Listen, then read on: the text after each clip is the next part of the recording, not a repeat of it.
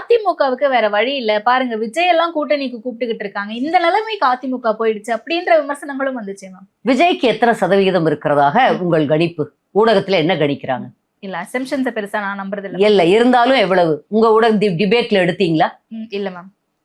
எடுக்கணும் மேம். எடுக்கணும், இன்னும் எடுக்கல. நீங்க இப்ப இது வரைக்கும் கவனிச்சது, எல்லாரும் பேசுறது எவ்வளவு? ஒரு 12 to 15. 12% இதுவரை ஒரு முறை கூட தேர்தலை சந்திக்காதவர், ஒரு பிரச்சனை வந்த போதே ஓடி ஒளிந்தவர், ஒரு டக்குனு எல்லாரும் நிர்வாகிகளை அப்படியே மக்களை கைவிட்டு விட்டு போனவர், அவருக்கு 12% வாக்கு வங்கி இருப்பதாக, இன்னும் 20% என்று ஒரு இதுல போட்டிருந்தாங்க, 23% என்று ஒருத்தர் சொன்னாங்க.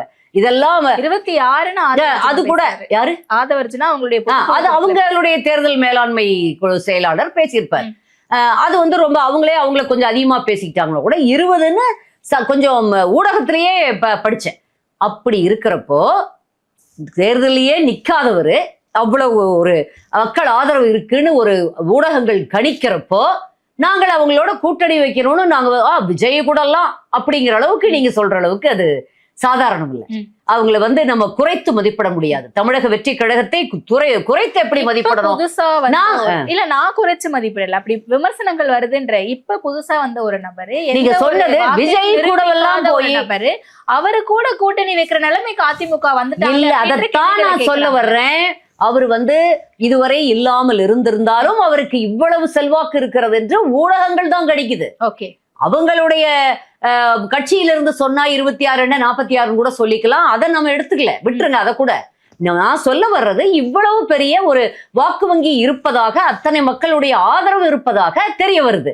அப்ப நாங்க பேசணும், அவ்வளவுதான். அண்ணன் தெளிவாக விஜய் இந்த இப்போ சமீபத்தில் நடந்த பொதுக்குழுவில் அறிவிப்பதற்கு முன்னதாகவே, ஒரு வாரத்துக்கு முன்னதாகவே, 2 வாரத்துக்கு முன்னதாகவே எங்கள் பொதுச் செயலாளர் அண்ணன் எடப்பாடியார் அவர்கள் தெளிவா சொல்லிட்டாரு, தாவேகால இருந்து யாரும் எங்க கிட்ட பேசல, எங்கள் கட்சியில இருந்தும் நாங்க அவர்கிட்ட பேசல.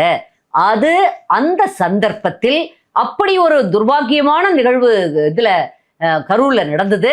அது முடிந்தவுடன் அப்பொழுது அதிமுக அவர்கள் மேல் காட்டிய உண்மையான பரிவு, அந்த இடத்துல நாங்க அரசியல் பண்ணல. எங்கள் பொதுச் செயலாளருடைய பாடி லாங்குவேஜ், அந்த முக பாவனைகள் அதெல்லாம் பார்த்திருந்தீங்கனாலே அழுகியே வராம அழுது அந்த மாதிரிலாம் நாங்க அப்படியெல்லாம் நாங்க பண்ணல. உண்மையிலேயே ஆதங்கத்தோடு, அட பாவம்பா, அவங்க கட்சியில இவ்வளவு பேர் அவங்க கட்சி சார்ந்த நிகழ்வுல போனா அவங்களுக்கு எவ்வளவு கவலை இருக்கும் ஒரு தலைவருக்கு. அதனால இதுல நம்ம அரசியல் பண்ணக்கூடாது, பாதுகாப்பு குறைபாடுகள் தான் இது காரணம். எப்படி இருந்திருந்தாலும் பாதுகாப்பை நிர்வகிக்க வேண்டியது காவல்துறையின் பொறுப்பு.